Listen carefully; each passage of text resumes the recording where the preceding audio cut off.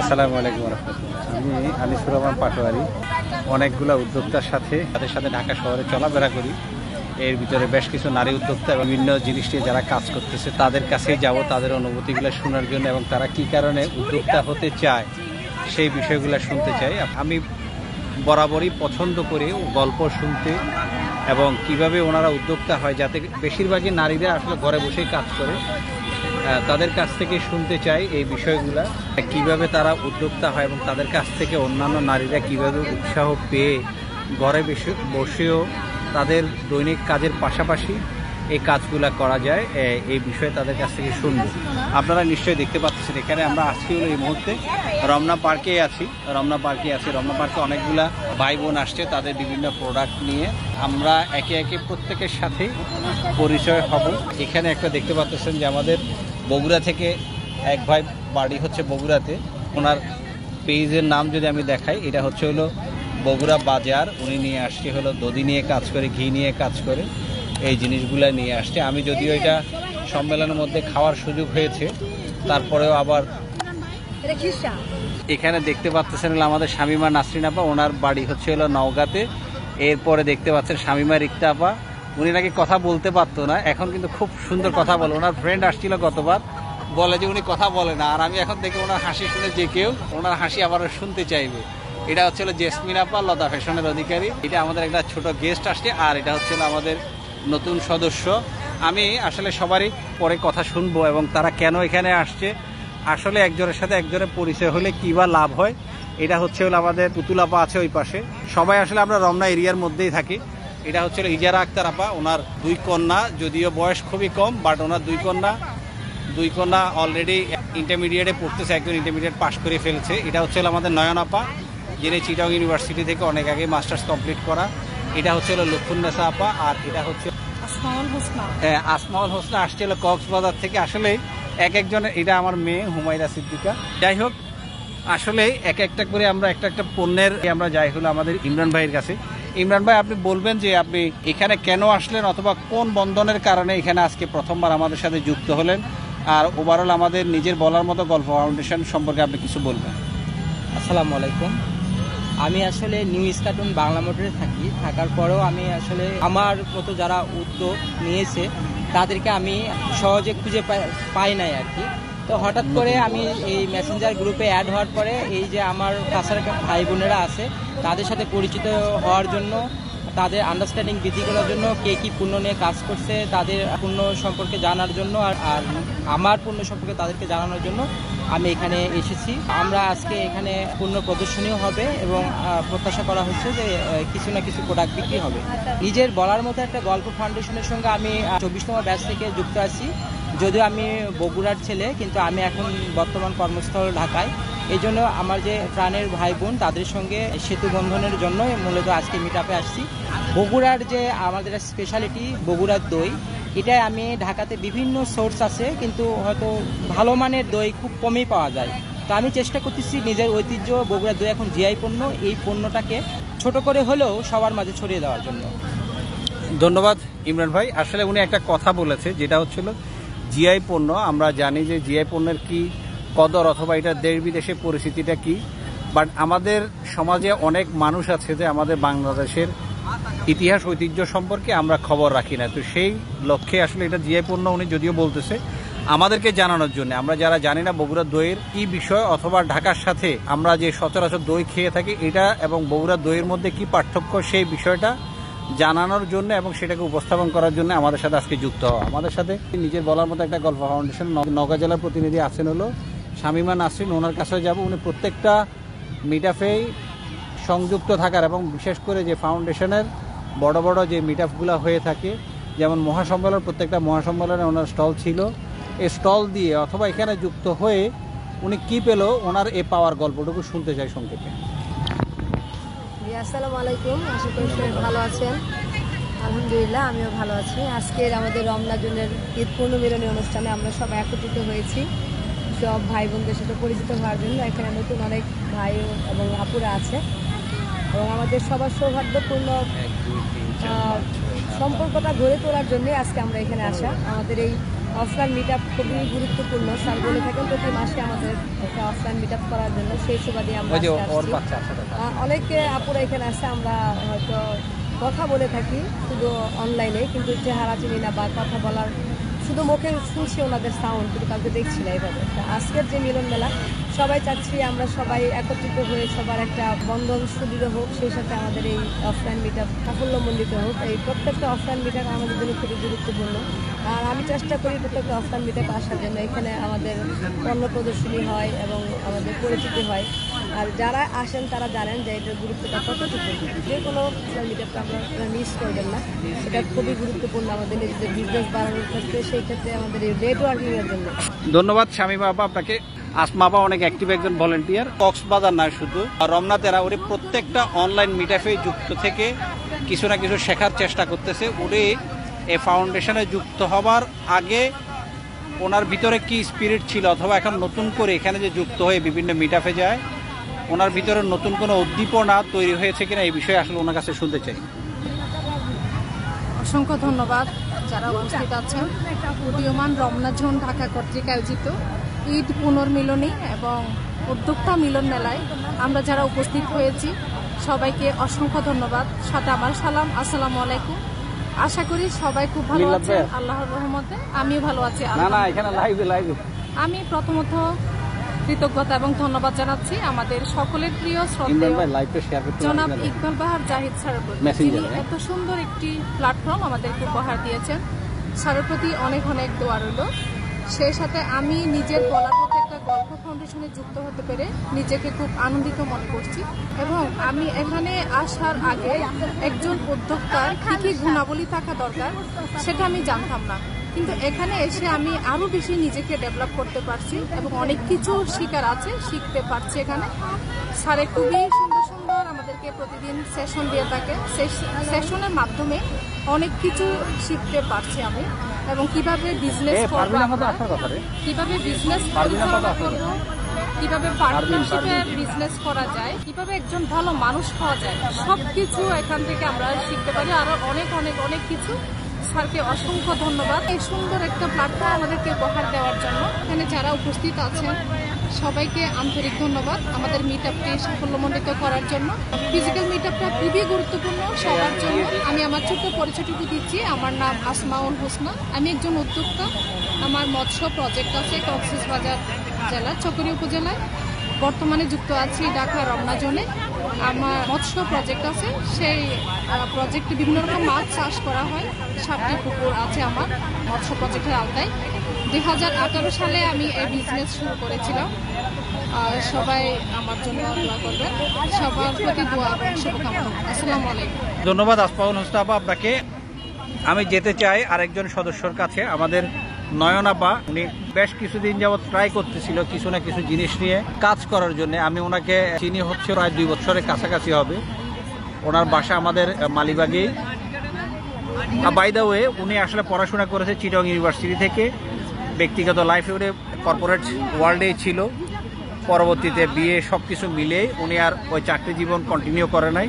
But এখন ওনার মনে হলো উদ্যোক্তা হবে, উদ্যোক্তা হয়ে নিজের পায়ে নিজেদের দাঁড়ানো যায়। মেয়েদের যে আলাদা একটা পরিচয় আছে, এই পরিচয়টাকে উনি সামনে নিয়ে আসতে চায়, যে শুধুমাত্র স্বামী অথবা বাবার পরিচয় পরিচিত না হয়েও নিজের পরিচয় পরিচিত হওয়া যায়। সেটার জন্য উনি কি করতেছে অথবা ওনার কি পরিকল্পনা, এটা শুনতে চাই। নয়ন আপা প্লিজ আপনি বলবেন। আসসালামু আলাইকুম। ধন্যবাদ আনিস ভাই। আমি নিজের বলা ফাউন্ডেশনে আছি অনেকদিন থেকেই। আমি চাকরি করতাম, চাকরি ছেড়ে দিয়েছি আমার সংসারের জন্য, বাচ্চার জন্য। আমার হাজব্যান্ড 5 বছর হলো মারা গেছে। আমি এখন আমার ছেলেকে নিয়ে চেষ্টা করতেছি আবার ঘুরে দাঁড়াতে। আমার একটাই ছেলে, ক্লাস 9-এ পড়ে মতিঝিল আইডিয়ালে। অনেকদিন থেকে চিন্তা করছি করবো করে আমার করা হচ্ছে না, কারণ আমার বাবা মা আসছে, আমার সন্তান আসছে, ওদেরকে সবকিছু দিয়ে আবার নতুন করে দাঁড়ানো একটা আমার জন্য অনেক একটা টাফ ব্যাপার। তাও আমি চেষ্টা করতেছি কিছু একটা করার জন্য। আমার মেইন আইটেম হচ্ছে সব দেশীয় প্রোডাক্ট। আমি ইন্ডিয়ান বা পাকিস্তানি নিয়ে কাজ করি না। আমার যাই আইটেম যে এগুলো সবই আমার দেশীয় আইটেম। আমরা আপনার আসলে কিছু আইটেম দেখতে চাই। আপনি চাইলে এটা খুলে আমাদেরকে দেখাতে পারেন। আপনি যে প্রোডাক্টগুলো নিয়ে আসছেন আমরা এটা একটু দেখতে চাই। কিছু ইন্ডিয়ান বা পাকিস্তানি, এটা হচ্ছে সিন্দের মধ্যে একটা আমি বলে রাখি, এটা হচ্ছে খিমার যারা নামাজ পড়ে অথবা স্বল্প সময়ে বাসায় গেস্ট আসছে, আপনি গেস্টের সামনে যাবেন, অনেক আছে বয়স্ক মানুষ, হ্যাঁ, তখন জন্য তেমন কিছু জিনিস পায় না, তারা সহজে ওইটা জিনিসগুলো ইউজ করে যে কোনো জায়গায় ওরা খুব দ্রুত চলে যেতে পারে। রাইট, মানে স্বল্প সময়ে একটা ড্রেস পরে মানুষের সামনে যাওয়া অথবা বাইরে যাওয়ার জন্য। যেতে গেলে তাদের অনেক ঝামেলা পোহাইতে হয়, বাঙালি করতে পারে না, সেলার করতে পারে না, Okay. পরিবার সামলাতে পারে না, তাদের জন্য এগুলি। আচ্ছা, এই খিমারের প্রাইস কেমন? এই খিমারগুলির প্রাইস 1300 টাকা। এই খিমারের প্রাইস 1300 টাকা। এটা সাইজ কত বড়? এটা একটাই সাইজ, 50 size। আচ্ছা আচ্ছা, এটার একটা বৈশিষ্ট্য হচ্ছে হলো, আমি যেটা বলি অথবা আমি যেটা দেখেছি সেখানে প্লাজো ছিল না। আমি আমার মিসেসের জন্য কিনেছি, যে রমজানের ঈদের সময় আমার শাশুড়ির জন্য কিনলাম বাহিরে থেকে, বাট এটাতে প্লাজো ছিল না, শুধু উপরের ওয়ান পার্টটা ছিল। রাইট, তার মানে হচ্ছে হলো এটা একটা ফ্যাশনেবল আমি বলবো। আর এখানে আছে হলো এটা, আমাদের দেশের পিস টাইডিং, ওকে, এটার প্রাইস কত? এটা আছে 1750। 1750, হ্যাঁ। এটা হচ্ছে এটা দুটো আলাদা, এটা আমার দেশীয় জয়পুরি, দেশীয় জয়পুরি যেটা। এটা হচ্ছে আমার দেশীয়, এটা মাংস টাকা, এটা 1550 টাকা। আমরা কেন ইন্ডিয়াতে ব্যবহার করছি, আমরা দেশিতে পাচ্ছি। রাইট, ধন্যবাদ আবার আপনাকে। আপনার একটা জিনিস আমার ভালো লাগলো, আপনি যেটা বলতে চাইলেন যে আমরা দেশীয় পণ্যকে, সেখানে আসলে একটা ছোট প্যাড চলে আসছিল, আমরা খেয়াল করে নাই। এই যে দেখেন আমাদের মিটাফে প্যাড চলে আসছে, এই যে এই যে এই যে দেখেন, ইয়া হেভি সুন্দর একটা পুতুলা পার। আপনারা জানেন কিনা জানি না, ওনার কাছে প্রচুর পরিমাণ প্যাড আছে, এটা আমি জানি। ওনার সাথে পাখি আছে, আরো বিভিন্ন ধরনের ইয়ে আছে ওনার কাছে, ওই গল্পটা শুনবো। এবং দেখেন এখানে 2-3 জন ছিল যারা ভয় পেল, আর উনি এটাকে ওয়েল ম্যানেজমেন্ট করে কোলে তুলে নিল। সো আসলে ভয় পাওয়ার কিছু নেই। আমার হুমায়রাও এটার সাথে দুষ্টমি করতেছে, খুবই ভাল লাগলো। ওনার কাছে প্রচুর আছে তো, হ্যাঁ। প্যাট আমাদের এই মিটাফের অতিথি হয়ে গেছে। নয়ন আপার কাছেও আছে, আমি জানি নয়ন আপার কাছে প্যাট আছে। আমাদের সাথে এখানে যুক্ত আছেন আমাদের নতুন এক আপার কিছু প্রোডাক্ট দেখি আমরা। আপা, আপনার প্রোডাক্টগুলো আমরা দেখতে চাই। আপনি যদি ক্যামেরা না আসতে চান অসুবিধা নেই, আপনার প্রোডাক্টটা আমি দেখাচ্ছি। এই আপাকে বলে রাখি, আসলে আমি একদিন মিটাফে বলতেছিলাম আমাদের আসমাউল হোসনা আপাকে যে আপনারা চাইলে ঢাকার মধ্যে যেহেতু শুটকি নিয়ে, এটা হচ্ছে হলো সরিষার তেল, আমি বলতেছিলাম একটা মিটাফে যে আপনারা শুটকি নিয়ে কাজ করতে পারেন। বাট এই শুটকিটা কোনটা? এটা হচ্ছে হলো রোদে শুকানো শুটকি। ঢাকা শহরে অনেক মানুষ আছে যারা শুটকি খেতে যায়, বাট ন্যাচারাল যে শুটকি এটা না পাওয়ার কারণে। ওকে, এটা হলো চিংড়ি, এটা চিংড়ির শুটকি, এটা হলো ছুরি শুটকি। এটা কক্সবাজার থেকে নিয়ে আসা এবং একবারে মেইন সোর্সিং থেকে নিয়ে আসা। এটাও ছুরি শুটকি, বাট এটা একটু সাইজে। না না, এটা লইট্টা, ও, এটা লইট্টা শুটকি, আর এটা হলো ছুরি শুটকি। ওকে, এটা হলো মধু, এটা ন্যাচারাল মধু, আর এটাও গানিতে বাঙানো সরিষার তেল। যাই হোক, আপুকে আসলে আমি ধন্যবাদ জানাই যে ঘরের মধ্যে বসেও কাজের পাশাপাশি যে চিন্তাটা করেছে, এই বিষয়গুলো নিয়ে কাজ করা যায়। অসংখ্য ধন্যবাদ আপু, আমাদের এই প্রিয় প্ল্যাটফর্ম থেকেই আসলে উনি মোটিভেটেড হয়েছেন এই নিয়ে কাজ করার জন্য। আপনি আমার জন্য একটা শুটকি রেখে দিয়েন, কোনটা রাখবেন? এটাই আমাকে দিয়ে দিয়েন হাফ কেজি। হ্যাঁ আপা, এই লইটটা কত করে এগুলা?